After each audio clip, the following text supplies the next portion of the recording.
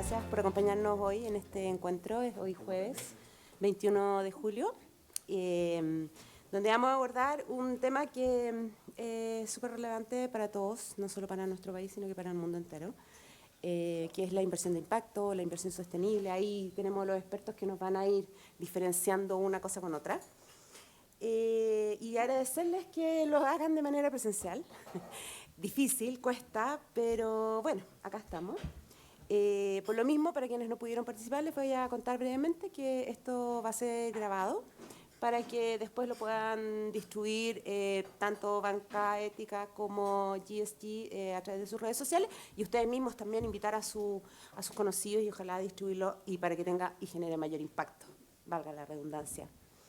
Voy a agradecer a quienes permiten esta iniciativa, que es Banca Ética Latinoamericana, GSG NAP Chile, Fisameris, Quest Capital y Keri, por supuesto, que es el dueño de casa.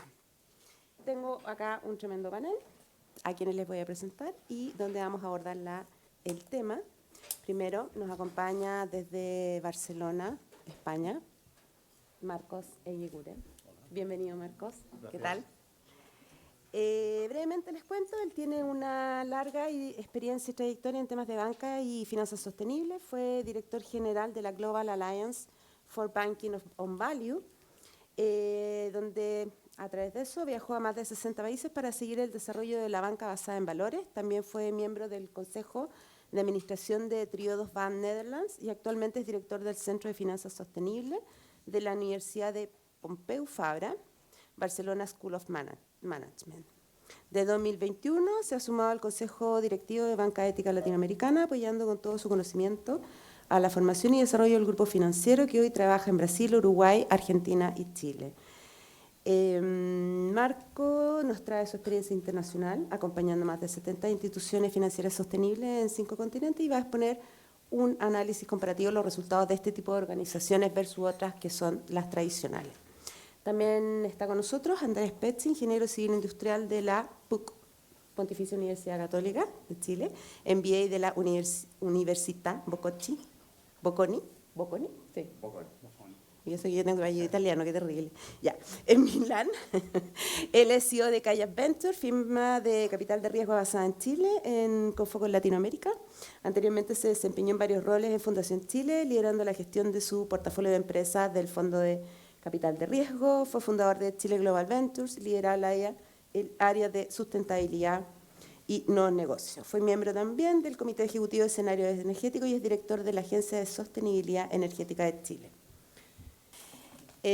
Finalmente tenemos a Cristian Eizaguirre, que él es socio de Keri, es uno de los miembros a cargo de los grupos de fusiones y adquisiciones del mercado de capitales, es asesor de clientes nacionales y extranjeros en fusiones y adquisiciones de empresas, private equity y venture capital, con mucha experiencia en acuerdos de asociación, joint venture, pactos de accionistas, gobiernos corporativos, etcétera, en general. Por lo mismo, también en materias de mercados de capitales, asesorías, emisiones, inversionistas, etc. Antes de la presentación de Marcos, les voy a dejar un breve video de la presentación de lo que es GSG NAP Chile. En una era de cambio somos testigos de transformaciones inéditas, de un desafío ambiental planetario y de una revolución tecnológica sin precedentes. El sistema económico es interpelado por problemas que se nos presentan de manera clara y directa, que afectan a los que menos tienen y que van generando una pérdida generalizada y sostenida de legitimidad, desde nuestras instituciones democráticas hasta el mundo de la empresa. Tenemos que movernos hoy. Las últimas crisis financieras mundiales y la crisis ambiental global nos hacen ver la necesidad de evolucionar de nuestro actual sistema económico hacia un modelo que pueda ser sostenible en el tiempo, que nos empuje a resolver los urgentes problemas ambientales y sociales de nuestra época. La crisis sanitaria actual cataliza estos enormes desafíos y nos demanda una colaboración efectiva entre la sociedad civil, el mundo público y el mundo privado para enfrentarlos. Cada vez somos más los que creemos que la obtención de buenos resultados en el largo plazo solo es posible si somos capaces de alinear los incentivos privados a un futuro sostenible. La idea de que el único objetivo de la empresa privada es maximizar las ganancias de sus accionistas está en entredicho. La inversión privada puede ser un gran complemento de las políticas públicas. La fuerza creativa de la iniciativa privada puede ser puesta al servicio de todos y el rol direccionador de la inversión tiene un enorme poder para contribuir a las soluciones públicas. Tenemos grandes desafíos y todos podemos sumarnos. Inversión de impacto. Impulsemos la economía del futuro de todos para todos. GSG NAB Chile es una corporación que promueve la inversión de impacto y articula su desarrollo. Nuestro propósito es impulsar un desarrollo sostenible, promoviendo inversiones con impacto positivo social y medioambiental.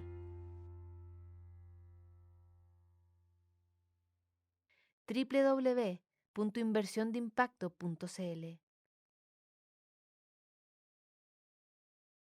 Vamos a continuar.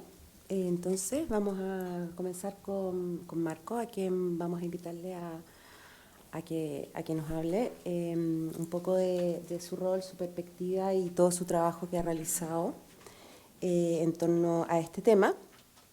Y concretamente sobre el estudio Real Economy, Real Returns, y también publicado por lo que son las finanzas sostenibles de la Universidad de Pompeu, relacionado con el rendimiento de las inversiones con los criterios de ESG y en el fondo la experiencia propiamente tal. Bueno, muchas gracias a todos por estar aquí. Gracias al panel, gracias a Kerry por alojarnos y gracias por la calurosa bienvenida que he tenido a Chile desde que aterricé este domingo, ¿no? Este último domingo. Mi presentación hoy va sobre un concepto que es Real Economy, Real Returns. Básicamente quiero hablar de tres cosas. Primera, como estamos desde el Grupo Banca Ética Latinoamericana promoviendo la constitución de un banco con valores o un banco ético acá en Chile, quisiera compartir con ustedes desde un punto de vista no filosófico, sino de negocio, que entendemos desde la Asociación Mundial de Banca con Valores que es un banco ético, ¿no? El segundo bloque, muy breve, va a ser compartir con ustedes algunos ratios financieros, algunos KPIs, ¿no?, de performance financiero de la banca con valores a nivel mundial.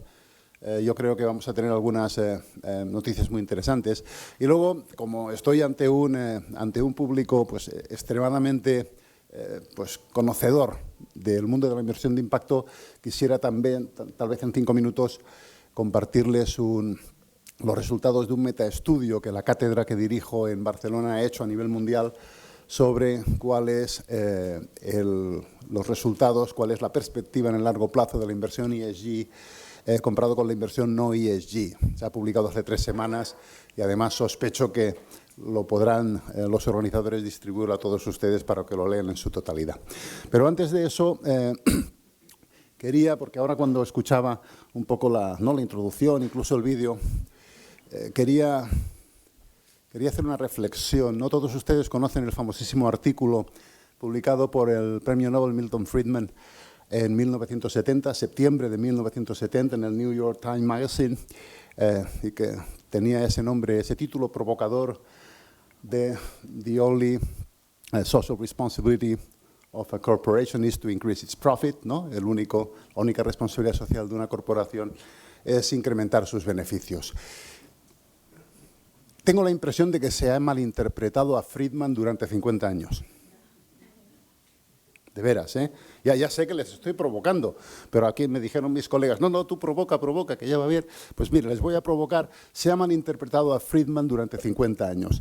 Yo les recomiendo a ustedes que se vayan a la website de la Booth School of Business de la Universidad de Chicago, en la que hace 1 año y medio apareció un libro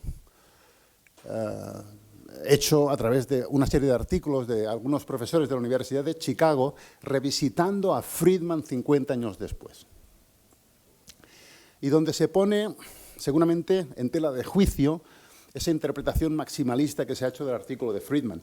Yo no creo que Friedman no tuviera ningún tipo de componente ético en sí. Yo creo que a Friedman se le ha malinterpretado. Y solamente voy a nombrar una frase que está en el último párrafo de ese famoso artículo del New York Times Magazine.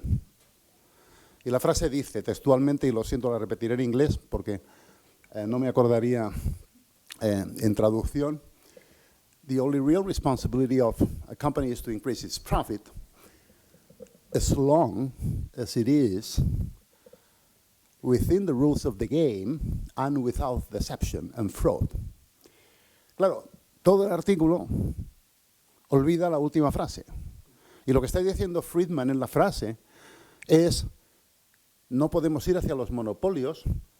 Un verdadero capitalismo es un capitalismo no monopolista, verdaderamente diverso, cosa que muchos de nosotros, o todos nosotros, verdaderamente luchamos por ello. Y además, sin engañar, sin cometer fraude, sin salirnos de la regla del juego. Probablemente debiéramos reinterpretar a Friedman y ver el capitalismo de una manera distinta y no dogmática. ¿Qué es lo que intentamos hacer desde el mundo de la banca con valores? El Grupo Banca Ética Latinoamericana en algún momento será miembro de la Global Alliance for Banking and Values. Todavía no, necesitamos todavía tener la licencia bancaria. Bueno, va a demorarse unos trimestres, es un tema de papeles, ¿no? y de regulaciones, pero en algún momento será miembro de esa alianza. Esa alianza, que es la que define a nivel mundial, tenemos 68 miembros a nivel mundial, más unos 16 socios estratégicos, da servicio a alrededor de 75 millones de clientes en todo el mundo. Por tanto, no hablamos de una cosa chica, hablamos de una cosa que ya tiene una dimensión verdaderamente relevante, porque al final, cuando uno mide el tamaño de una entidad financiera, ¿en qué lo mides? Normalmente en billones de dólares, en billions of dollars of assets, ¿no? Pero probablemente deberíamos medirlo más que eso en número de personas en las cuales influimos, en las cuales creamos impacto. Nosotros, evidentemente, lo medimos de todas las maneras, pero yo prefiero medirlo mucho más en con cuántas personas hacemos banca en el mundo y a cuántas personas ayudamos a cumplir sus sueños, ¿no? Por eso esos 75 millones de personas con las que hacemos banca en todo el mundo me parece una medida mucho más razonable. Pero somos banqueros, yo soy un banquero, y no me avergüenzo de ello, por cierto, y los banqueros, pues, hablamos de números y hablamos de temas, pues, ¿no? Pues muy concretos, muy medibles. Un banco con valor es un banco ético, según los principios de la Global Alliance for Banking and Values. Es un banco que cumple con estos 6 principios, ¿no? Los llamamos los Principles of Values-Based Banking. Todos los bancos de esta alianza los cumplen en buena medida. La perfección no existe, no existirá jamás, pero sí los cumple en cierta medida. Y vemos aquí muy rápidamente cuáles son ellos. El primero, me gusta empezar por el segundo, yo soy así de iconoclasta, ¿no? Me gusta empezar por el segundo y no por el primero. El primero para mí es Real Economy. Y por tanto, eso quiere decir que un banco con valor es un banco ético, tiene que trabajar de manera prácticamente exclusiva para la economía real. Ergo, los recursos del banco, depósitos de clientes, equity, tienen que dedicarse mayormente a prestar a empresas, a pymes, a emprendedores, a individuos, a microfinancieros, lo que sea, pero no a especular, no a estar en mercado de capitales, no a estar en materias primas, no a estar en otras cosas que sirven para otro menester. La economía real es crear riqueza a partir del producto, de los servicios que generan instituciones, empresas, proyectos para el ciudadano. La economía financiera es aquella que genera dinero del dinero. Nosotros creemos que un banco con valores solo puede estar en la economía real. Segundo, eso no es suficiente per se. No solamente hay que estar en la economía real, hay que estar intencionalmente sesgados en la economía real. Es decir, el principio triple bottom line no solamente es economía real, sino que dentro de la economía real vamos a priorizar, prestar y apoyar aquellos proyectos, aquellas empresas que tengan un papel transformador. Transformador de la economía, puede ser en el ámbito medioambiental, puede ser en el ámbito social, puede ser en el ámbito cultural. Segundo principio, los bancos de la Alianza mayormente tienen un portfolio de préstamos que es transformacional. Tercer principio, como le gusta decir a mi buen amigo y colega Joan Melé, transparencia radical. ¿Por qué? Es que es obvio. Somos una entidad financiera. Aquí concretamente hablamos de banco, pero serviría para otras, ¿eh? Por tanto, eso quiere decir que el inversor o el depositante tiene el derecho de saber qué rayos vamos a hacer con su dinero, ¿no? En España yo creo que no hay mucha gente que esté preocupada por eso. Pero ya poco a poco empiezan a estarlo. Si yo tengo unos ahorros, unos miles de dólares, bueno, pues me interesará saber ese banco en qué los va a utilizar. ¿Vamos a financiar a determinada compañía que está creando tecnología satelital para el sector armamentista? No tengo nada contra el sector armamentista en sí, pero bueno, igual como individuo, pues prefiero otra cosa. Todo transparencia radical desde ese punto de vista. No me refiero al reporting, no me refiero a que en el puñetero annual report tengamos 15 páginas explicando cosas que nadie lee. Eso no es transparencia, amigos, no es transparencia. Eso es ticking the boxes. Transparencia es tener a disposición del cliente maneras sencillas, que de un vistazo el cliente sepa dónde estás. Ningún cliente se va a leer pues todos los reportes del GRI, nadie se los va a leer. Bueno, algunos expertos sí. Eso no es transparencia, no confundan transparencia con ticking the boxes. Cuarto principio, long-term resiliency. No solamente hace falta hacer banca con corazón, verdaderamente con intencionalidad de cambiar las cosas, además hay que ser mejor que los demás. Mejor en solvencia, mejor en rentabilidad, mejor en liquidez, tener buenos ratios, ser profesional en su gestión. No puedes tener un banco ético con el peligro de que ese banco ético pues, tenga algún problema. Hay que ser muy sólido financieramente hablando. Quinto principio, client-centric, pero entendido no como la mayoría de entidades financieras dicen que están centradas en el cliente. Y yo no le voy a preguntar a ninguno de ustedes sus experiencias. Todos las tenemos. Aquí nos referimos a entender en profundidad cuál es la intencionalidad del cliente, sea depositante, sea prestatario. Especialmente si es prestatario, ¿para qué quiero yo ese dinero? ¿En qué lo voy a invertir? ¿Qué quiero cambiar en la sociedad, en el sistema económico? ¿Por qué mi empresa contribuye a esa comunión entre entidad financiera y cliente? Es algo que buscan este tipo de bancos, una comprensión mucho más profunda de lo normal, de lo que es la relación con el cliente. Y ya por último, la cultura. Todo esto no se sustenta sin una cultura empresarial, y cultura empresarial quiere decir modelos de gobierno. Luego me referiré a modelos de gobierno, porque ahí Kerry nos está ayudando mucho, y si no te importa, Cristian, igual hago una mención elogiosa, sin duda. Me refiero a modelos de gobierno, me refiero a políticas comerciales, me refiero a políticas de género, me refiero a políticas de promoción del no sobreendeudamiento en la manera en que vendemos productos financieros. Yo les podría explicar muchas anécdotas, pero no me da tiempo y el panel me mataría.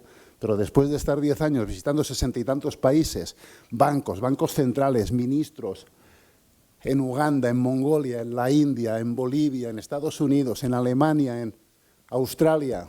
Vamos, tengo anécdotas para aburrir. Pero bueno, lo dejamos luego para el panel, ¿no? La cultura es muy importante, pero la cultura no es una entelequia, son políticas, son reglas, son modelos de gobernanza. La alianza tiene como alianza tiene un propósito increíble, ¿no? Su visión, me voy a centrar en la visión solo, es ni nada más ni nada menos, y por tanto yo con esta visión he estado trabajando pues un montón de años, es Finance at the Service of People and Planet. Toma goma, cha. Perdonen si utilizo alguna expresión muy española, pero supongo que ya se entiende. Toma castaña morena. Hay que ser ambicioso, ¿no?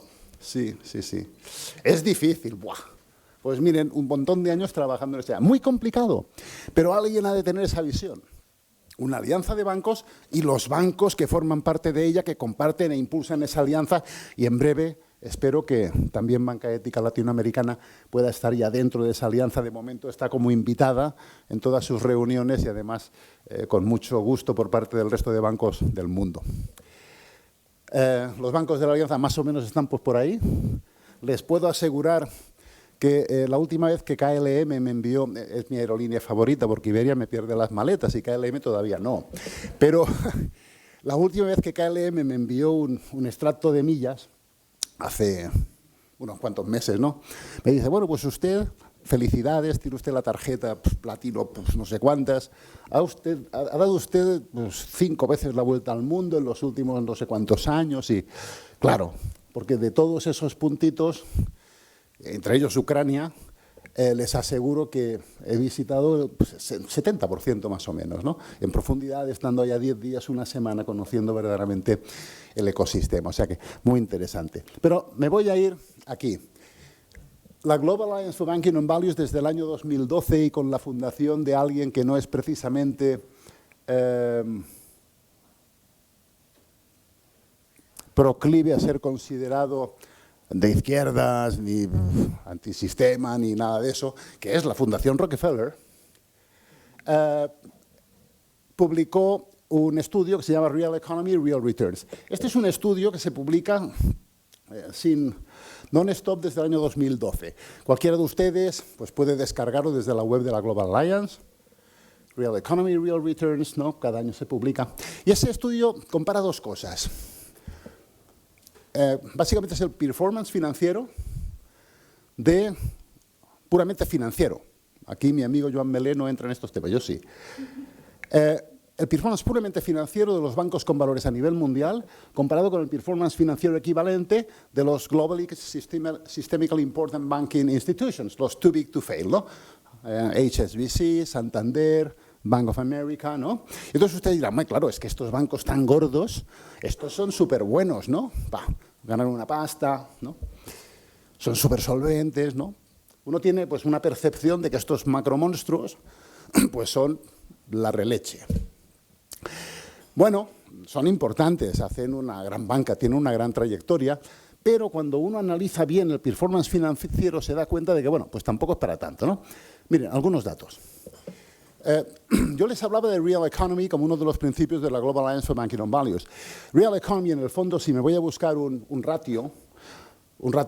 proxy, les voy a mencionar uno entre muchos, porque en la Global Alliance creamos un scorecard para medir hasta qué punto un banco trabaja acorde a los principios que vimos antes. Solamente escogeré 3 o 4, para no cansar al auditorio.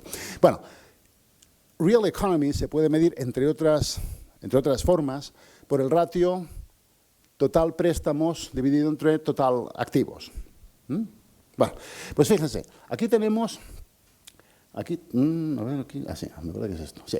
Aquí tenemos, ¿no? Loan Total Assets, en el año 2020, el ratio de los bancos con valores es este de aquí, VBB, está pues prácticamente en el 70%, es un año pandémico, ahí baja un poquito, Pero vamos, está 73, 74 en toda la serie histórica, 70%, mientras que en los grandes bancos sistémicos ese ratio está en alrededor del 40%, es decir, cerca de la mitad.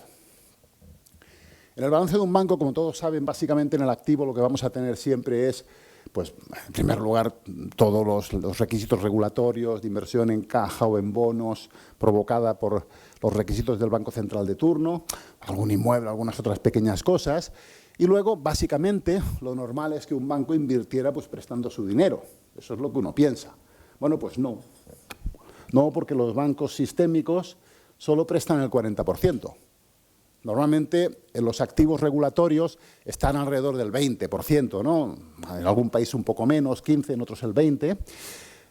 Y, por tanto, en los bancos con valores, fíjense, si esto es sobre el 70% y un 20% es lo regulatorio, bueno, pues puede haber alguna pequeña cosa de alguna inversión en bonos, pero es prácticamente mínima y en algunos lugares incluso nula. Pero en los bancos sistémicos no. Si el 40% es préstamo, el 20% son inversiones de tipo regulatorio, especialmente caja o bonos equivalentes, ¿dónde rayos está el otro 40%? No voy a responder a la pregunta, voy a dejar que la respondan ustedes en sus corazones y en sus cerebros. Seguimos. Depósitos sobre total de activos. También es un indicador de la economía real. En un banco con valores, en un banco ético, lo normal es que el funding principal del proyecto venga a través de la banca retail, de los ahorradores que depositan, tienen sus cuentas a plazo, bueno, lo normal.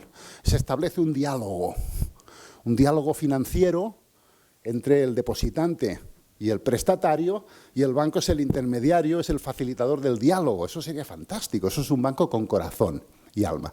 Bueno, pues los sistemas de financiación son muy distintos. Fíjense, en el ratio deposits to assets, los bancos con valores, básicamente en toda la serie histórica, están alrededor del 70 y tantos, 80%, el resto básicamente es equity, básicamente. Y los bancos sistémicos, pues están sobre el 50, 52, 54. Si el 10-15% es equity, eso quiere decir que los bancos sistémicos en aproximadamente un 35% de sus recursos acuden al mercado de capitales. Por lo tanto, su recurso a la banca retail existe, pero es menos intencional que los bancos con valores. Bueno, la economía real es eso. Cuando hablamos de economía real y lo trasladamos a ratios financieros, quiere decir diferencias como esa. Pero alguien dirá, bueno, pero si un banco sistémico está más en los mercados de capitales, etcétera, vamos, será por algo. Seguro que hay cosas que, pues no sé, tendrá un plus en beneficios, ¿no?, en solvencia. Pues va a ser que no. Va a ser que no, porque en la serie histórica, no me voy a ir a los risk-weighted assets o al Tier 1, podría ir porque hay diferencias, pero me voy a ir al equity to assets, ¿no?, fondos propios partido por total de activos, porque ahí es donde vemos un ratio muy esencial, ¿no?, de solvencia. Fíjense que en la serie histórica, en los bancos con valores, ese equity to assets se ha movido siempre en 8, 8,5, muy alto, porque cuando eso lo transformamos en Tier 1, pues vemos que está a 15, son ratios muy altos, ¿eh? Sin embargo, en la banca sistémica, fíjense ustedes cómo en la serie histórica estamos en 6, 7, por lo tanto alrededor de un 15-20% menos. Ergo, pues desde luego, el trabajar en la economía real no incorpora una mayor solvencia, ¿vale? Tal vez eso quiera decir que donde tienen el plus los bancos sistémicos es en la rentabilidad. Pues tampoco. Y la voy a medir en términos de ROA o de ROE. Aquí tienen datos, insisto, tendrán un informe más completo si se descargan este informe. Pero si me voy en términos de Return on Assets, Average Return on Assets, que es como medimos en banca básicamente la rentabilidad, fíjense ustedes que en media de 5 años, por ejemplo, en media de 5 años los bancos con valores están en una media de 0,68, que es bastante estándar, de rentabilidad, contra una media de 0,56 en los bancos sistémicos, e incluso con una desviación estándar ligeramente inferior, ¿no? La volatilidad de los resultados es menor. ¿Por qué? Porque el perfil de riesgo de los bancos con valores a nivel mundial es menor que el de los bancos sistémicos, por su manera de financiarse, lo hemos visto antes, y por la manera en que hacen el asset allocation. Es un perfil de riesgos menor. ¿Quiere decir eso que están exentos de todo riesgo? No, todos sabemos que no. Todas las empresas, todas las instituciones financieras, todas tenemos riesgos. Pero dentro de los perfiles de riesgos en banca, la banca con valores tiene un perfil de riesgos algo menor que la banca sistémica, es algo más resiliente y tiene capacidad de generar rentabilidad muy razonable. Somos bancos, estamos aquí para crear impacto positivo, se puede generar, yo sé que la mayoría de ustedes están en fondos, asset management, pero desde la banca, la Global Alliance demuestra que se puede crear impacto de manera enorme y se puede hacer además con una rentabilidad muy razonable y sostenida en el medio plazo. Tal vez, por tanto, ya acabo, tal vez, por tanto, la diferencia esté en que los grandes bancos sistémicos tienen una mayor capacidad de crecimiento, tal vez. Pues tampoco. Porque en los últimos 12 años demostramos, aquí vemos algunas cifras de crecimiento, todo está hecho analizando los annual reports de todos los bancos, uno por uno. O sea, es un estudio que no es complejo de hacer, pero tarda meses en hacerse, ¿eh? Aquí fíjense ustedes, por ejemplo, a nivel de activos, los bancos de la Alianza en media de 10 años han estado creciendo al 14,6% acumulado en activos versus un 3% los bancos sistémicos, por poner un ejemplo. Pero bueno, tienen aquí datos de otros guarismos como préstamos, como equity o como incluso revenue, donde los bancos de la alianza están creciendo mientras los bancos sistémicos están decreciendo en tasa compuesta anual desde hace 10 años. Evidentemente, los grandes bancos sistémicos, pues hombre, son todavía mucho mayores, pero bueno, como dirían los anglosajones, we are catching up, ¿no? Estamos ahí recobrando terreno y estamos creciendo a una alta velocidad.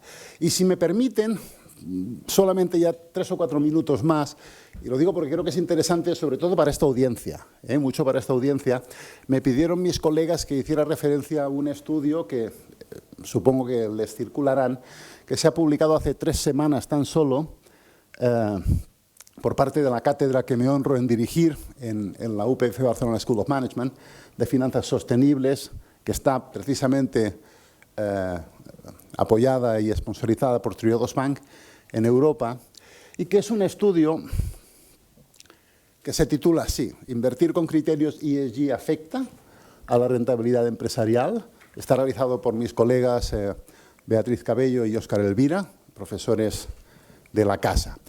Bien, lo que hemos hecho aquí es un metaestudio, ¿no? Hemos agarrado, oiga, ¿cuáles son los 40 y tantos principales estudios, estudios publicados en revistas académicas solventes que abordan esta realidad, ¿no?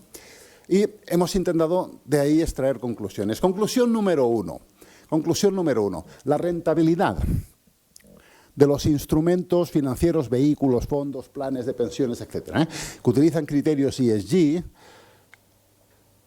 en un 50 y tantos % es considerada por los estudios más positiva que los que no invierten en estudios ESG.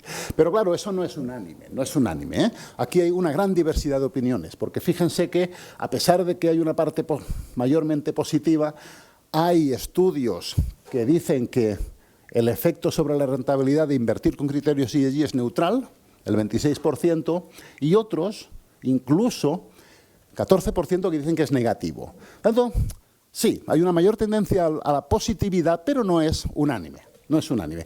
Ojo, rentabilidad a corto plazo. A corto plazo. Ahora vamos a ver otras variables. 2. Cuando vamos a ver de esos estudios que muestran una correlación negativa entre rentabilidad a corto plazo y criterios ESG, resulta que, oh, qué cosa más divertida, la práctica totalidad de estudios que analizan esa correlación como negativa son de países emergentes, muy en particular en el caso de India. India desvirtúa totalmente el estudio porque la manera, yo he estado en India varias veces y conversación con la Asociación de Banca de la India, bancos centrales, porque en la India se ve, y por la regulación allá se ve muy claramente que cualquier tipo de actividad con criterios ESG incorpora costes adicionales, regulatorios y de otro tipo, que hacen que sea más difícil que tenga una rentabilidad positiva un instrumento de ese tipo. Bueno, supongo que es un tema de tiempo, pero desde luego en la India el efecto no es el deseado. Y claro, como es una economía muy importante, creo que ya el año que viene supera a China en número de habitantes, pues hombre, sesga el estudio, ¿eh? Es un matiz, yo creo que es interesante conocer. Pero lo más interesante, fíjense, lo que sí el estudio denota con claridad meridiana es que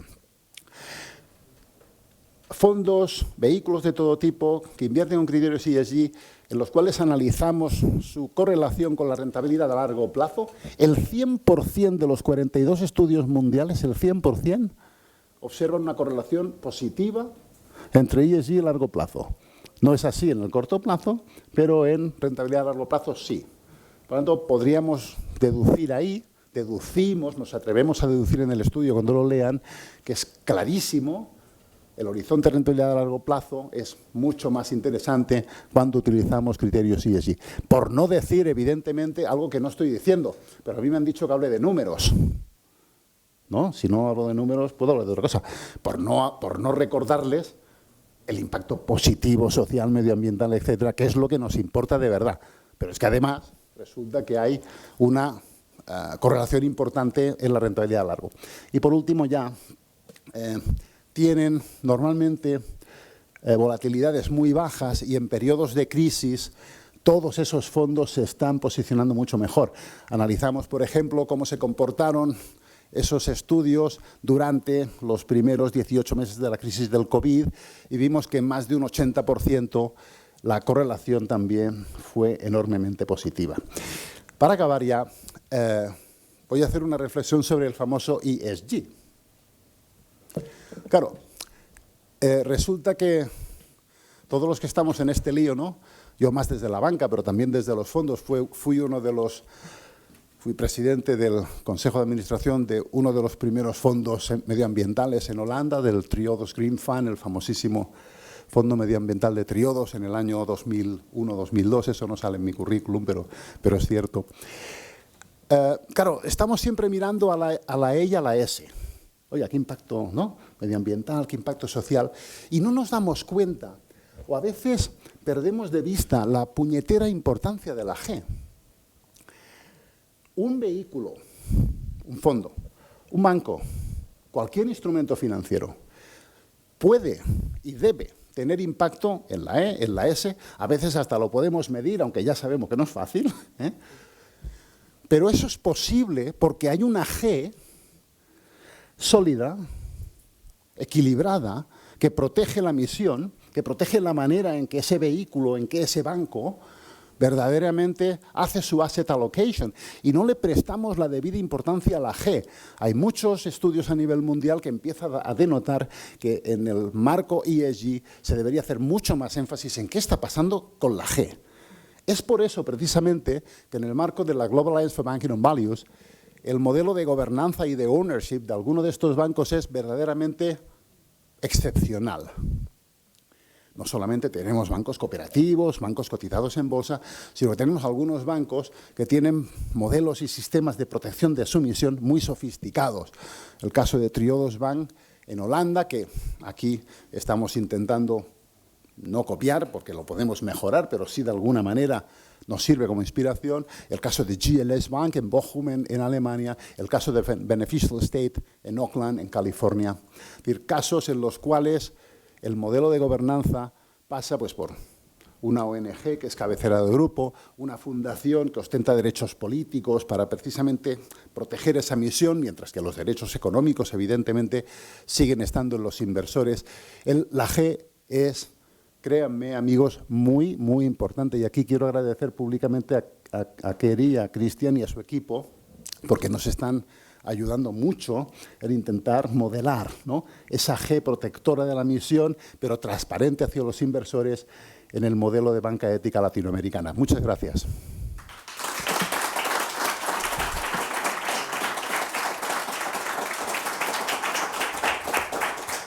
Muchas gracias, Marco. Muy interesante todo lo que nos trae, nos aborda y no sé, solo destacar que importantes son las métricas, los resultados. Qué interesante saber que son menos riesgosos también. Llama la atención. Bueno, todo eso después lo podemos, ustedes mismos pueden ir abordándolo antes de terminar, porque va a haber un espacio para preguntas, así que participen, aprovechen la instancia. Andrés, de todo lo que habló y expuso Marco, ¿cuáles son los desafíos para Chile, para la inversión de impacto? ¿Cómo está nuestro ecosistema? ¿Qué tenemos que hacer? ¿Cómo debemos avanzar? Bueno, primero gracias por la invitación y gracias a Kerry por prestarnos la casa. Y gracias, Marcos, por la charla. La verdad que es muy inspiradora y también muy educadora a su vez. Yo voy a hablar un poquito también, no desde la academia, sino desde la praxis, desde lo que me toca hacer a mí. A mí me toca liderar un fondo de capital de riesgo que está un poquito antes, ¿cierto?, de que esas empresas lleguen a pedirle plata a Marco. Primero nos piden plata a nosotros. Claro, sí. Y es muy bonito porque, hago un breve paréntesis, este es un fondo de capital de riesgo grande para Chile, es de $100 millones, que es chico en el entorno mundial, pero bastante grande para el país. Y es un fondo que pretende ser un punto de inflexión en la movilización de capital privado a gran escala en el país para los temas de innovación e impacto. ¿Y por qué es importante esto? O sea, y después voy a intentar responder tu pregunta, Marisa. ¿Y por qué estamos acá, cierto? ¿Y por qué yo tengo una mirada más bien optimista de los tremendos desafíos que tenemos hoy día como sociedad?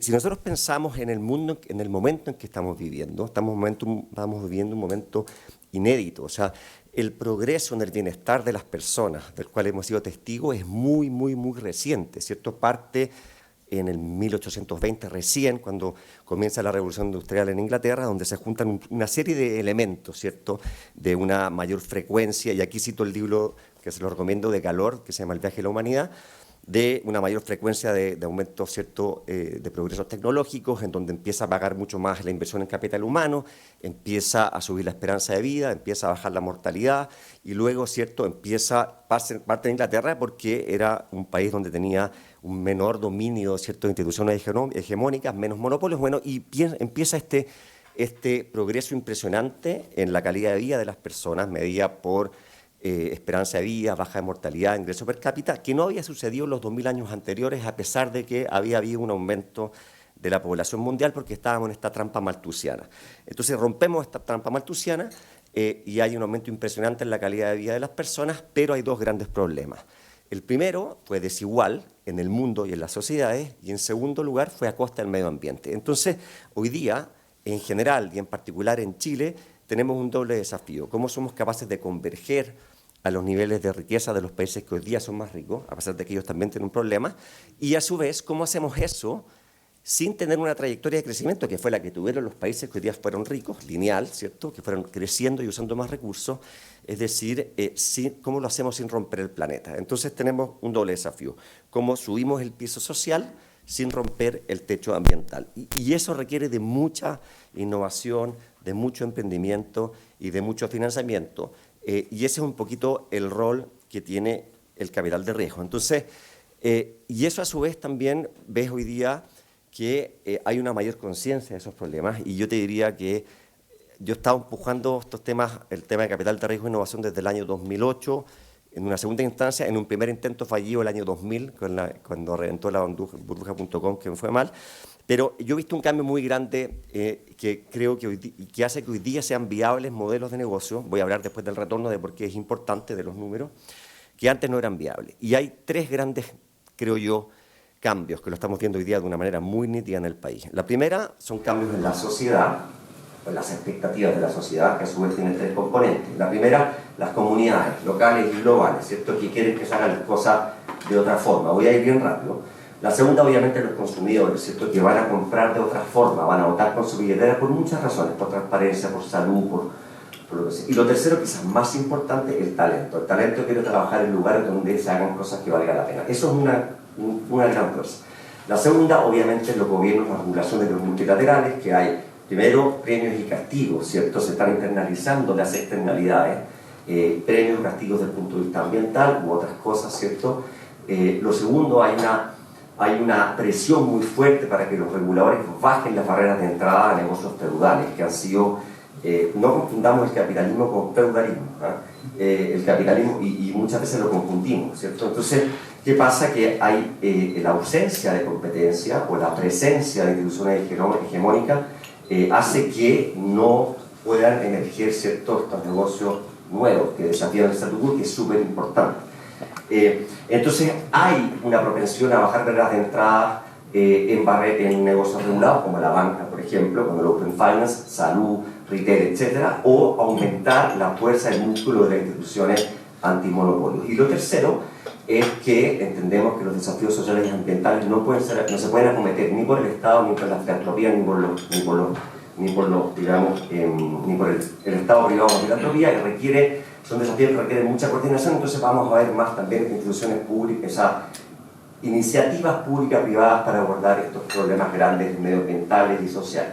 Y lo tercero es, y este es un testigo, digamos, es el cambio en las expectativas del capital, ¿ah? Y ahí hay varios fenómenos que están sucediendo. El primero es que hay un gran cambio de manos de patrimonio, o un cambio de manos de un gran patrimonio más bien, de la generación, de la Baby Boom Generation, de la generación de posguerra, a la generación X. Y esa gente, esas familias, quieren hacer cosas distintas con esa plata, que es lo que pasó en Kayak. Kayak es un fondo que tiene un único importante, que es la familia de Bañez Atkinson, liderados por los hijos de Felipe Ibáñez, ¿ah? Y dicen, vamos a poner 100 millones de dólares y vamos a generar una compañía de asset management cuyo primer fondo es aportado por nosotros, y luego ojalá que tengamos fondos aportados por terceros. Luego está los inversionistas retail, ¿cierto? Que dicen, yo quiero que se haga algo meaningful, perdón el anglicismo, algo que valga la pena con mi plata, en mi fondo de pensión, en mi depósito del banco, en mi fondo mutuo, ¿cierto? Y luego también están los criterios ESG más arriba. Entonces,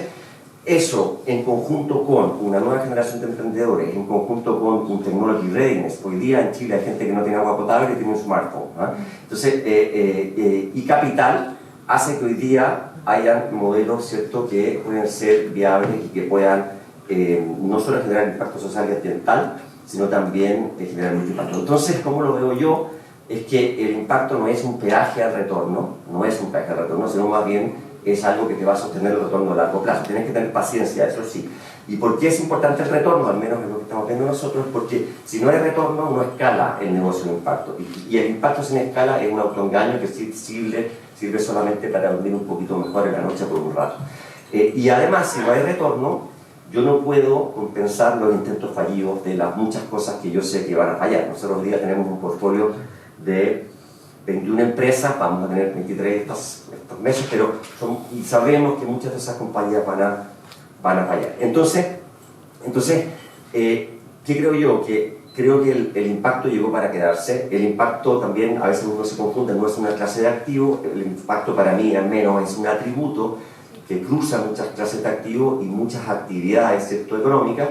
Y yo creo que los negocios que no consideren la variable de impacto van a perder, ¿cierto?, por estas tres fuerzas, o sus clientes, o su talento, o sus inversionistas, o después va a haber una regulación muy fuerte, ¿cierto? Y ahí cito a Ronald Cohen, que siempre habla de esto. Entonces, yo siento que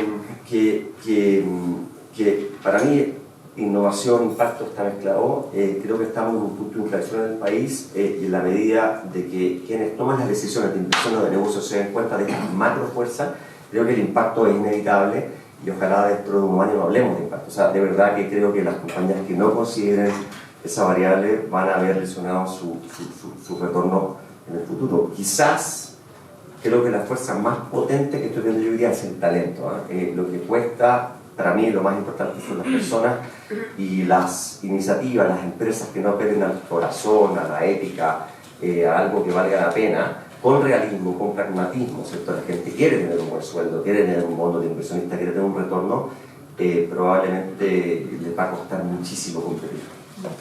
Muchas gracias.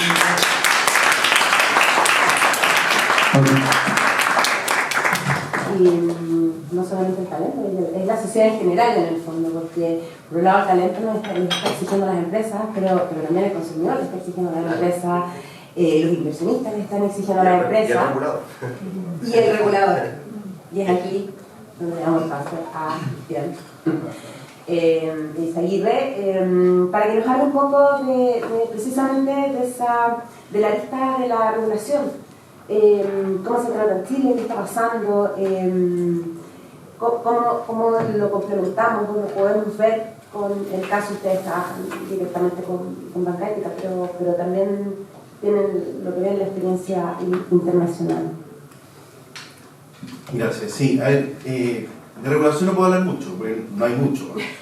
Entonces, básicamente, en materia de ESG y de información, de disclosure, ahora tenemos una norma, la CMF hace algunos años dictó una norma sobre un reporte de sostenibilidad y al final del año pasado le hizo un revamp de esto y tiene una nueva norma que habla de una memoria integral. Entonces, todos estos conceptos de ESG hoy día ya no son un informe aparte o una sección, sino que cruzan transversalmente, como lo que decías tú, Andrés, a la compañía, y en el reporting de la compañía tiene que estar presente.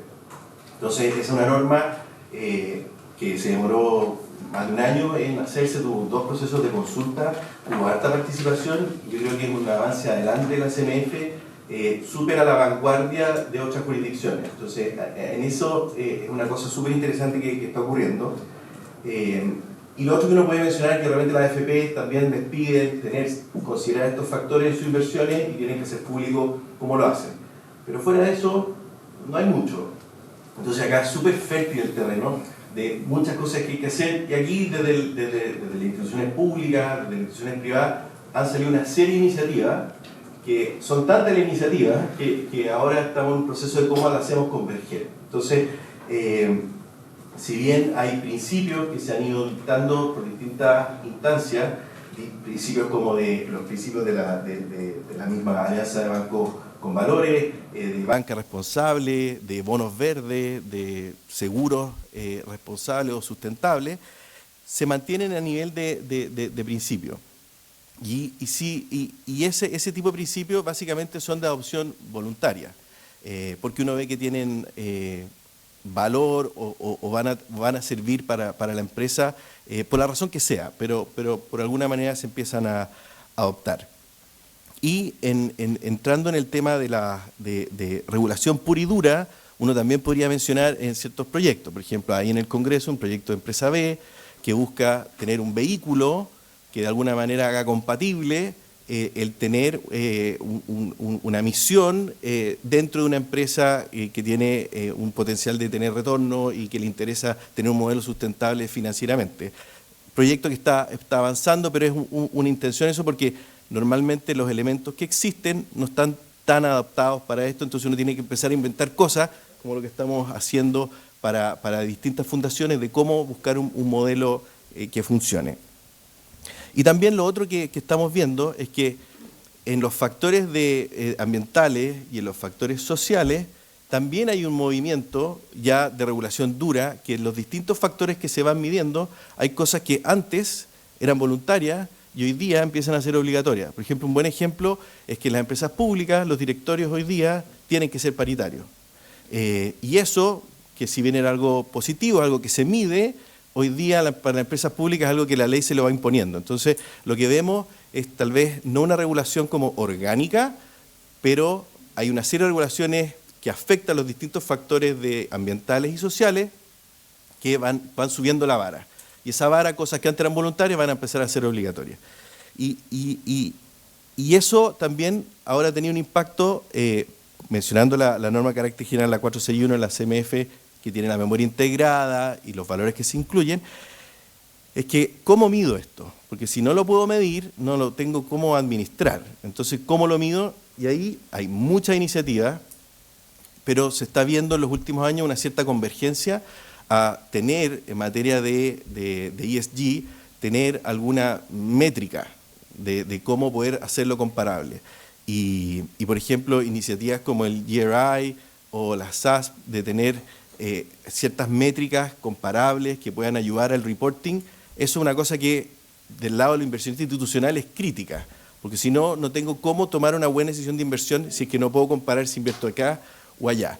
Y lo que hoy día conocemos como IFRS, que antes cada jurisdicción tenía su propio sistema política de principios contables generalmente aceptados, también vamos a ver eso. Se ha demorado, pero básicamente el tema de contables se demoró décadas y el tema, en cambio, de esto se está demorando años. Y uno ve que hay una convergencia muy importante y la misma CMF lo reconoce que en las memorias, que ya va a ser obligatorio para la empresa grande publicarla el primer trimestre del próximo año respecto al 2022, en esos casos se dice que se tienen que incorporar métricas de, por ejemplo, las SASP Standards, de manera de poder hacer comparables esto.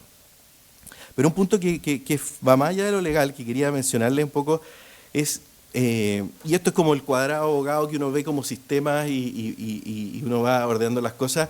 A mí siempre me importa mucho hacer una distinción, que lo tocó Marco, de qué es ESG y qué es impacto.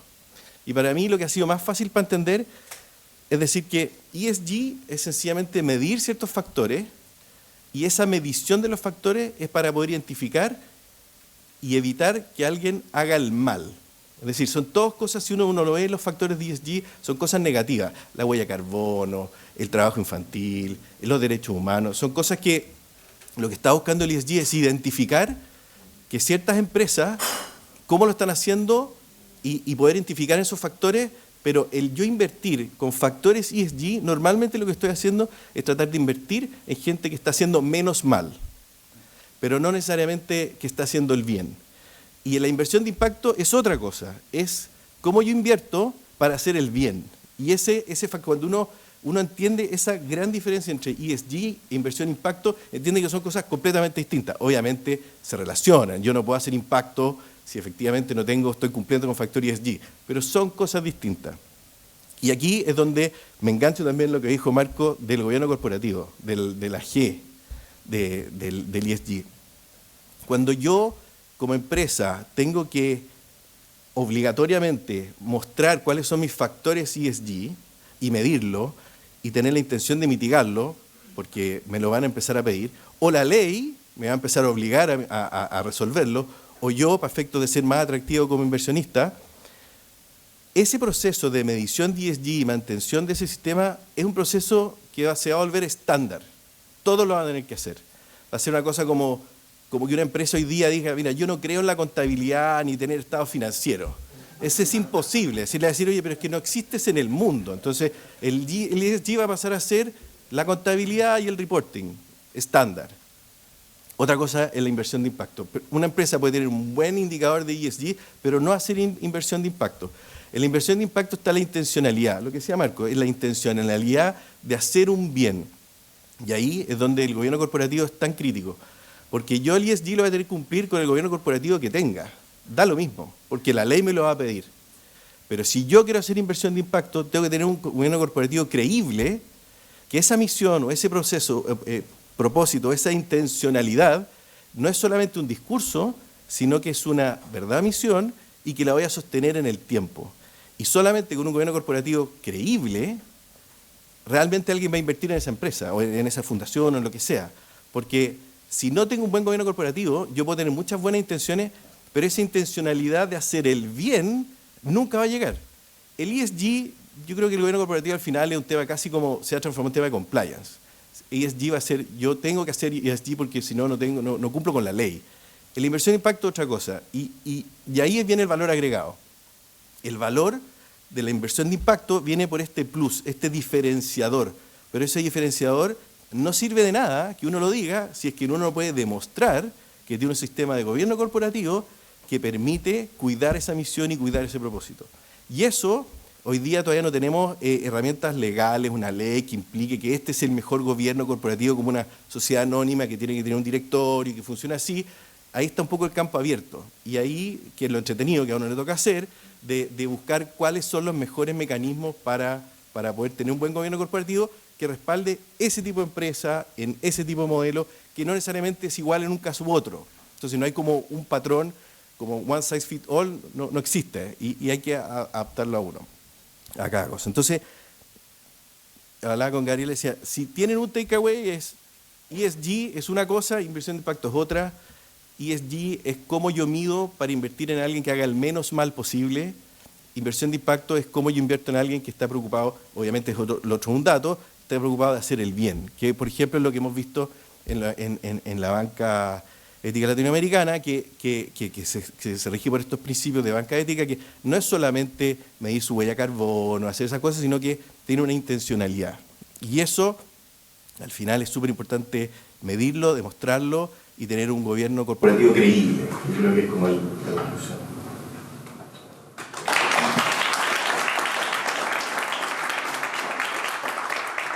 Muchas gracias, Cristian. Yo tengo una pregunta. Sí, eso. Vamos a abrir a la conversación. Como sé que hay muchas preguntas que se ponen al juego. No, disculpe. No quería que era No hay problema. Yo quería también hacer la pregunta, pero por supuesto no la voy a hacer. Me sacrifico. Démosle. Es más interesante la de ustedes, por supuesto. Te agradezco mucho. Ahora, escuchando a Cristian, me surgieron como 20 preguntas más. Pero como a Cristian lo veo más, las preguntas las voy a dejar para después. Quería hacerte una pregunta a ti, Andrés. Decirte que me pareció espectacular lo que dijiste. No te había escuchado en público, me pareció buenísimo lo que dijiste. Lástima no estaba aquí para anotar, pero me pareció sorprendente. Y esta idea de que el impacto no es un activo en particular, sino que es una cuestión transversal. Creo que esa visión que pusiste aquí está buenísima. Y ahí te quiero preguntar, en ningún caso como para provocarte, sino que porque me encantaría escuchar tu mirada de esto. ¿Qué pasa con el dragón del greenwashing? Con esa amenaza que tenemos ahí dando vuelta, me encantaría escuchar en función de esta mirada tan lúcida que pusiste. ¿Cómo lo estás viendo tú, el tema del greenwashing? Esa amenaza que tenemos hoy en la industria de la inversión de impacto, que se está moviendo muy fuerte por eso. Sí, es buena la pregunta. Se suele, en estos temas, cuando agarran mucho como hype, hay como mucha espuma, ¿cierto? Mucha efervescencia. En mi experiencia, bueno, pasa con sustentabilidad también, tarde o temprano eso se baja, digamos, y se ve un poco cuáles son digamos, las compañías que genuinamente están persiguiendo esa misión. Creo que en las compañías nuevas, en las que me toca ver a mí, es más fácil ver eso, ¿ah? Creo que en las compañías más grandes, un poco lo que decía Cristian, cuando uno ve estos reportes súper exhaustivos de impacto, de ESG, es súper difícil perderse, porque al final, cuando uno mira una compañía, uno dice qué es lo que domina, que aquí siempre dominan 2 o 3 cosas, ¿cierto? Y muchas veces los reportes esconden esas cosas. Yo creo que cuando la misión o cuando no es genuina, los primeros que se dan cuenta son los empleados o el talento, ¿ah? Y eso es súper evidente. Entonces, creo que aquí, así como todo este progreso que hemos tenido como humanidad ha tenido en el centro a las personas, y eso a su vez ha tenido algunas consecuencias no planificadas en términos de desigualdad y en términos de medio ambiente. Creo que esa misma capacidad de ingenio del ser humano va a ser capaz de sacarnos de ahí. Entonces, las personas, sobre todo el talento, las personas que están dentro de la institución son las primeras que se dan cuenta de eso, probablemente los últimos los que están más alejados. Entonces, siempre uno comete errores, por supuesto, y hay que estar muy atento o sea, uno tiene que ser muy genuino primero en la cultura, al menos de Kayak Ventures. Tenemos que ser muy genuinos de que queremos perseguir esa misión, de que queremos aportar. Al final, ¿qué hacemos nosotros? Lo que hacemos nosotros es aportamos al sistema la capacidad de tomar riesgo. O sea, cuando hay un equipo talentoso, le decimos, ok, yo te voy a equipar para que puedas ir al Everest con los recursos adecuados, no con la chomba chilota, digamos, o sea, con un buen equipo. Y luego, si te va bien, digamos, tú vas a poder escalar tu inversión, y si te va mal, yo te protejo porque yo pierdo todo y tú no. ¿Ya? Entonces, y tenemos un rol social tremendo y queremos apoyar a aquellos emprendimientos que tengan algún driver de impacto. Entonces eso yo creo que nos va a hacer percibir mejor aquellas veces en que, a veces nos podemos equivocar, ¿cierto? Pero aquel greenwashing. Pero creo que el talento es el primero que se da cuenta. Entonces, tarde o temprano, esa compañía no va a lograr despegar.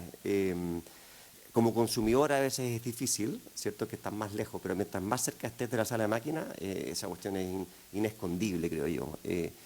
Se respiran las culturas de las compañías. Entonces, no sé si te respondo. No es fácil, ¿ah? Pero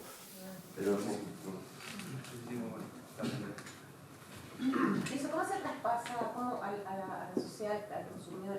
Porque lo detecta primero el talento interno. Pero mira lo que pasa. Ahí Ayer hablaba con un emprendimiento.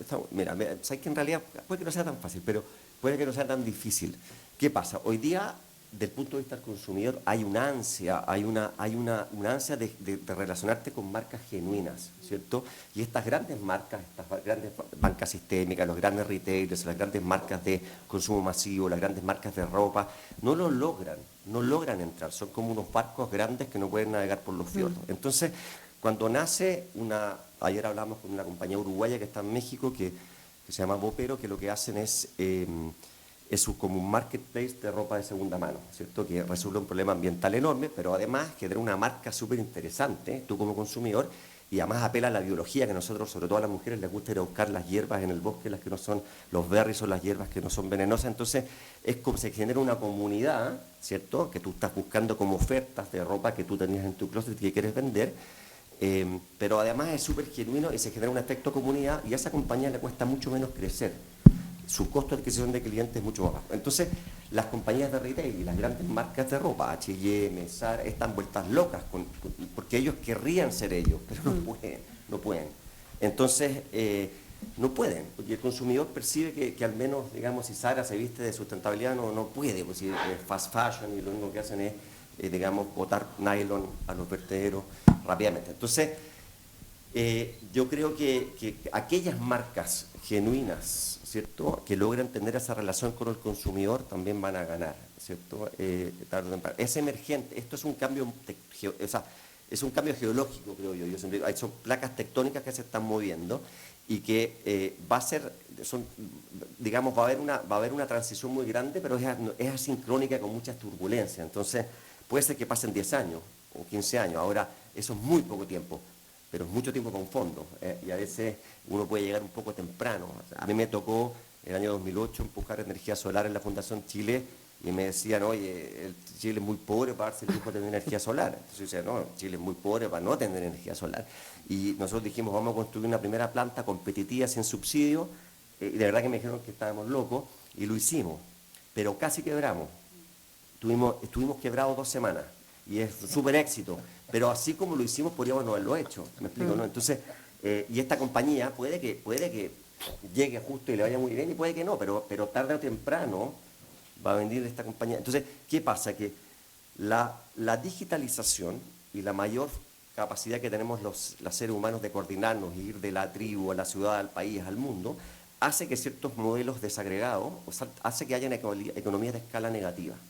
Entonces, hoy día son viables, por ejemplo, negocios como el de Vopero, que junta a muchas personas, gente que tiene una chaqueta que no usa hace 3 años en su closet, de gente que la querría, de una manera escalable y de una manera rentable. Antes eso no era posible sin la digitalización. Entonces, tarde o temprano va a haber una compañía que triunfe en ese modelo. Y por eso es importante el capital de riesgo, porque tú no sabes quién va a ganar. Entonces, tú tienes que apoyar el sistema, ¿cierto? Tienes que apoyar a muchas de estas personas, porque lo que no está repartido equitativamente en la sociedad no es la riqueza, es la capacidad de tomar riesgo. Y eso es lo que hace la banca, eso es lo que hace el capital de riesgo. Por eso es que al final el capitalismo está tenido, digamos, pareciera que tiene una mala historia, pero el capitalismo de verdad, no el feudalismo, el capitalismo fue la respuesta al feudalismo, recordemos, es sumamente meritocrático y tiene un rol social gigante. ¿Cuál es ese rol? Que le permite a la sociedad explorar adecuadamente nuevas formas de resolver problemas, ¿cierto? Y es asimétrico de forma muy virtuosa, porque si el fondo gana 1, el emprendedor gana 10, y si el negocio va mal, el fondo pierde todo y el emprendedor puede volver a empezar. Me alargué más allá de eso, pero creo que al final el greenwashing cae solo. ¿Otra pregunta? Hay varias. A ver si aprovechamos.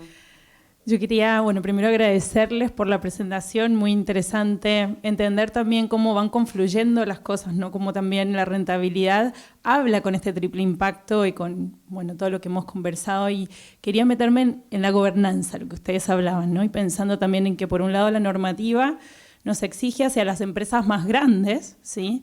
Pero hay un montón de empresas más pequeñas o medianas que tienen capital cerrado que no están obligadas de alguna forma a reportar, que quizás se quieren sumar o no, pero ¿cuáles son los desafíos de gobernanza en ese espacio, que igual es un espacio de generación de riqueza enorme y son empresas consolidadas que hoy hacen la economía, ¿no? ¿Cómo lo ven? ¿Dirigí al panel o a alguien en particular? Marcos podría de repente, ya que él tomó el tema la primera vez. Bueno, gracias por la pregunta. Yo responderé desde una visión muy particular, ¿no? Y es desde la experiencia de liderar una asociación de bancos a nivel mundial, y bancos no excesivamente grandes, algunos sí, pero no excesivamente grandes. Por lo tanto, estaríamos, ¿no?, en esa línea de bancos que, según la jurisdicción de los diversos países en los que operan, no están obligados, a pesar de que entran dentro de la regulación bancaria de cada país, a presentar determinado tipo de gobernanza. Por lo tanto, esa realidad la he vivido muchos años en muchos sitios. Mira, yo personalmente, yo creo que se me nota mucho, a la que hablo 5 minutos, se me nota un montón, que tengo una confianza en la regulación extremadamente discreta, muy discreta.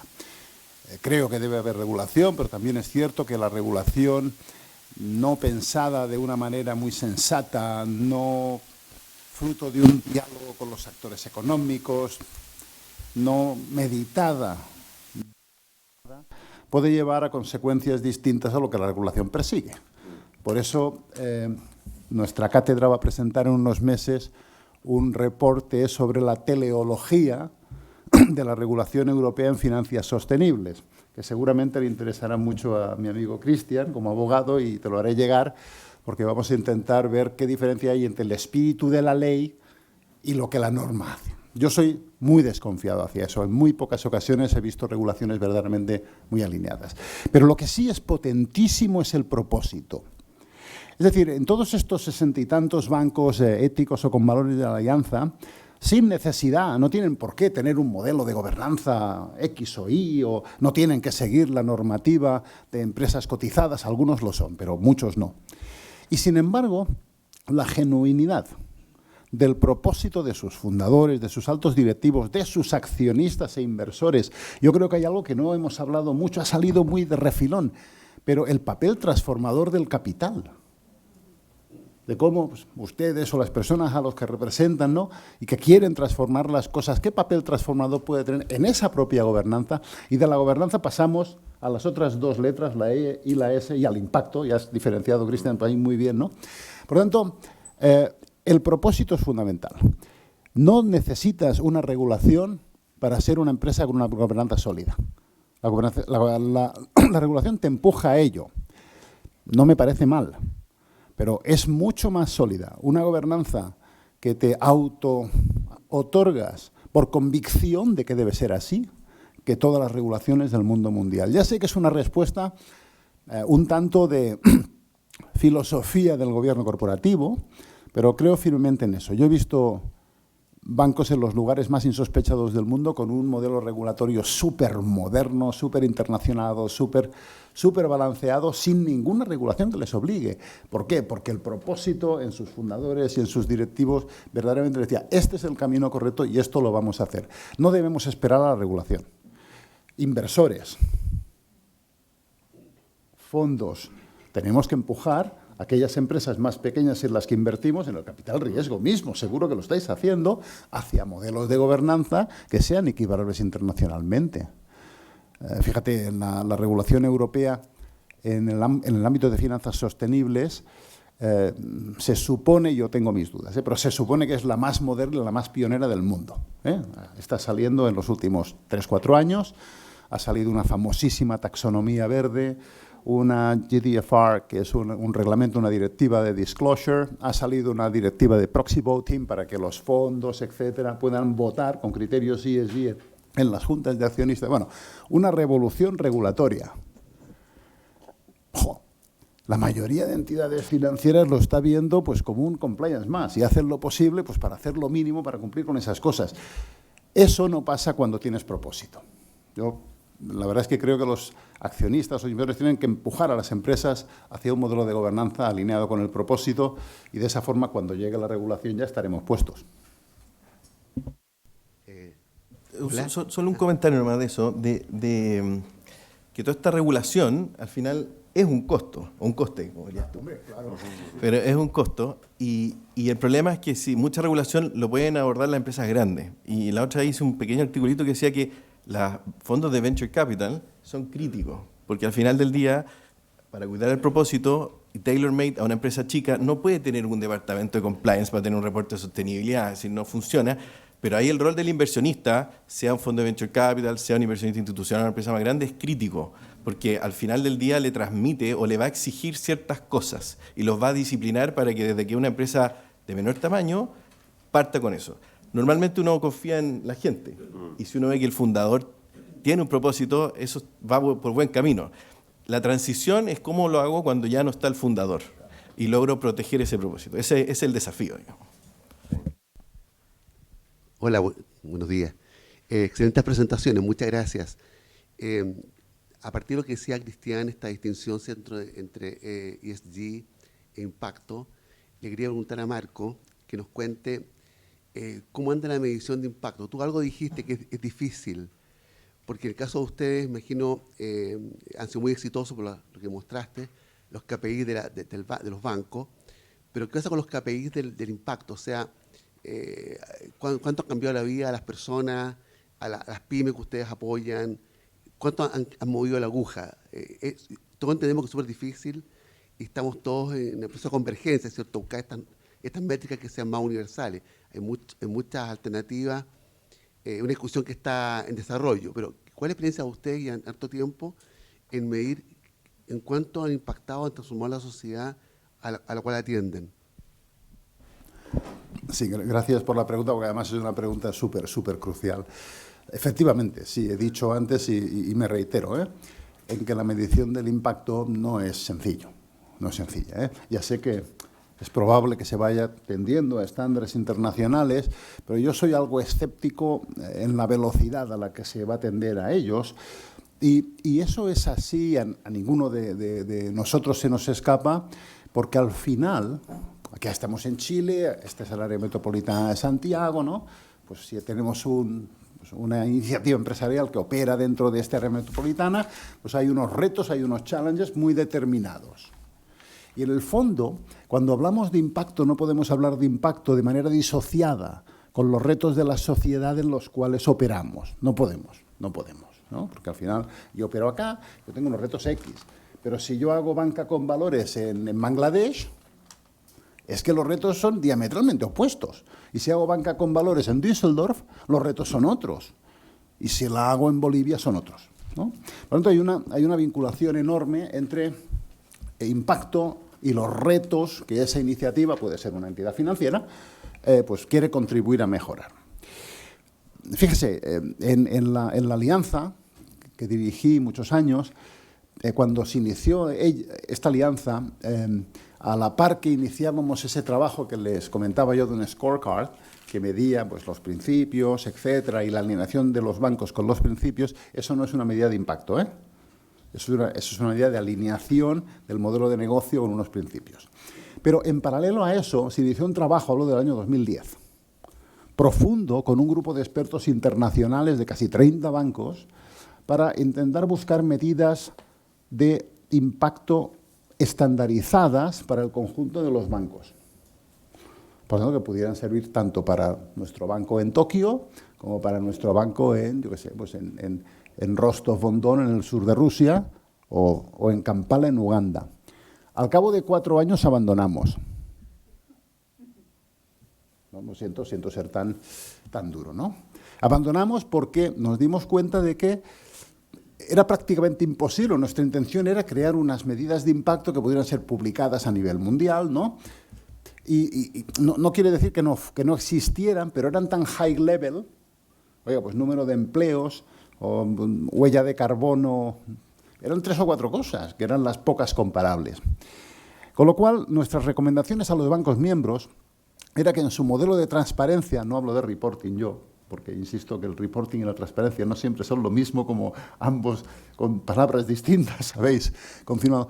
Nuestra recomendación a los bancos miembros fue, miren, en su modelo de transparencia ante stakeholders, definan ustedes cuáles son los principales retos de la sociedad en la que están. Ahora con los ODS, los SDGs, pues esto incluso es más fácil. Cuando hicimos esto no había SDGs, ¿eh? Pero ya hacíamos esto sin SDGs. Definan ustedes eso, pues cuáles son los 4 o 5 SDGs en que ustedes se focalizan, porque son principales en la comunidad en la que operan. Definan para cada SDG los 2 o 3 pues indicadores de impacto más racionales y céntrense en ello. Y efectivamente fue así. Y a partir de 2013 más o menos, los bancos empezaron a hacer eso. Digo, identificación del problema en Bangladesh. Pues en Bangladesh tenemos estas 4 o 5 grandes cosas, ¿no? Nosotros como banco, bueno, podemos abordar todo, pero nos centramos en estas 2 o 3. No sé, pues el empoderamiento de la mujer, todas aquellas iniciativas empresariales que están afectadas por la crecida del Ganges en su desembocadura y que podemos, digamos, reubicar. 3 o 4 cosas. Y entonces cada año reporten pues, a cuántas mujeres están sirviendo, cuántas están emergiendo de la pobreza con una renta disponible mayor. 5 o 6 cosas entendibles y claras. Ya sé que no serán comparables con el reporte del banco alemán, ya lo sé, porque es que en Alemania hay otros problemas. Pero, hombre, serán suficientemente evidentes como para que cualquier stakeholder sensato diga, hombre, aquí hay impacto sin duda. Esto es lo que hicimos nosotros. Yo soy muy pesimista ante la posibilidad de encontrar estándares mundiales, salvo 4 o 5 cosas. Es muy difícil, de veras, ¿eh? No sé si le respondo a la pregunta. Oye, yo quisiera complementar porque me siento interpretado y aliviado por tus palabras, porque pensé que era el único que me sentía así. Así que... no eres el único. Claro. Bueno, y efectivamente, o sea, primero, este dilema yo lo viví 12 años en Fundación Chile diciendo, bueno, ¿cómo medimos el impacto? Y también le hice esta misma pregunta al quien era el presidente de Sitra, que es el Fondo de Innovación de Finlandia, Mikko Kosonen. Entonces me dijo, no medimos el impacto nosotros porque Me van a matar los del ESG. ¿Por qué no lo medimos? Porque, a ver, nosotros creemos que estamos haciendo las cosas bien, Finlandia va bien, por lo tanto, seguimos igual. Ahora, creo que esa es una posición un poco extrema. ¿Qué hacemos nosotros cuando tomamos las decisiones de inversión y medimos? Yo no tengo un reporte de impacto porque es muy difícil tener un reporte de impacto ni siquiera transversal a los países, transversal a las compañías del portfolio, porque cada una de esas compañías tiene 1, 2 o 3 drivers de impacto en la dimensión social o medioambiental. Entonces uno dice, esta cuestión le hace bien, regenera, no es que no haga mal, ¿cierto? Voy a tu punto. ¿Tiene un vector suficientemente grande alineado con el impacto social o ambiental? Sí, ¿cuál? Puede ser emisiones que se dejan de emitir, o residuos, o peces que se dejan de pescar, en el caso de una inversión de proteínas de insectos. Tenemos otro que hace entrenamiento de personas para emplear. Entonces, bueno, ¿cuál es el driver acá? Le doy habilidades a las personas para que se empleen en la nueva economía. Entonces, eso es lo que vemos, ¿cierto? Y tenemos la suerte de no tener que hacer un reporte a algún actor que nos pida compliance. Pero siempre hay 2 o 3 cosas que dominan, siendo muy pragmáticos. Y eso es lo que hay que medir y eso es que hay que fijarse. Medio minuto de complementar, es que no lo puedo evitar. Gracias porque yo creo que estamos muy alineados, pero por darme pie a otra cosa, y ahora voy a criticar una vez más la regulación.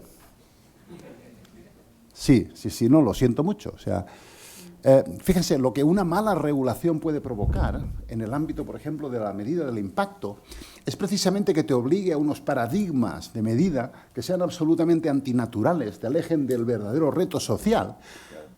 Y entonces, me iba a salir una palabra en catalán, me disculpan, que es aleshores, en catalán, y entonces, ¿no? Pues, pero bueno, no, ya me contuve.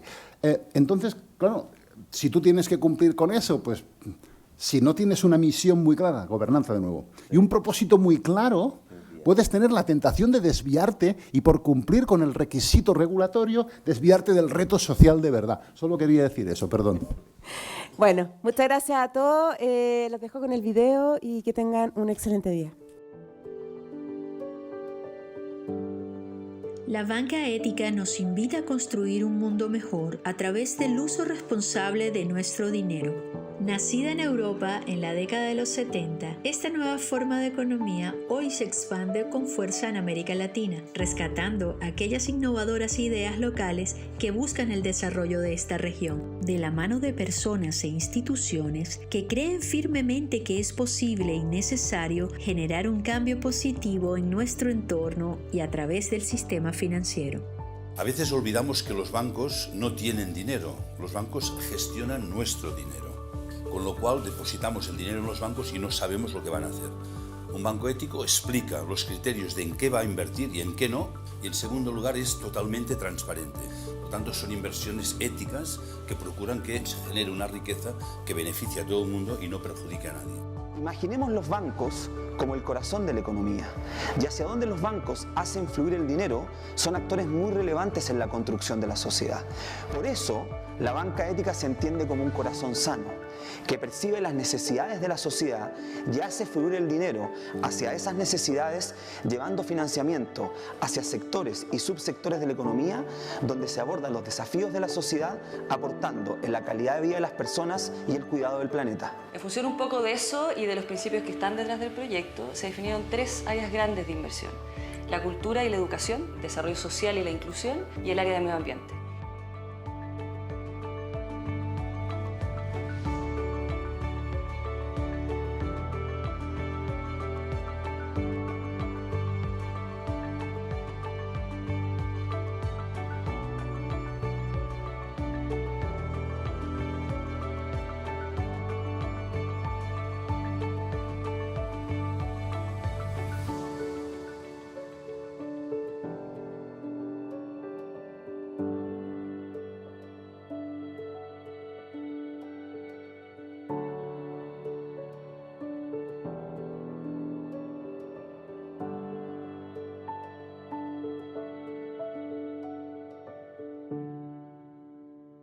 Juntos podemos generar una riqueza que beneficie a todos y no perjudique a nadie.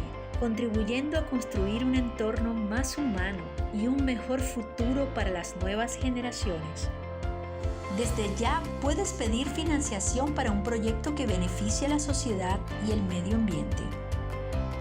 La banca ética es un proyecto vivo, por lo tanto invitamos a todas las personas de Latinoamérica y de cualquier parte del mundo que se sumen a este proyecto porque estamos convencidos que entre todos podemos tener la fuerza de transformación de la economía latinoamericana y desde Latinoamérica poder cambiar el mundo.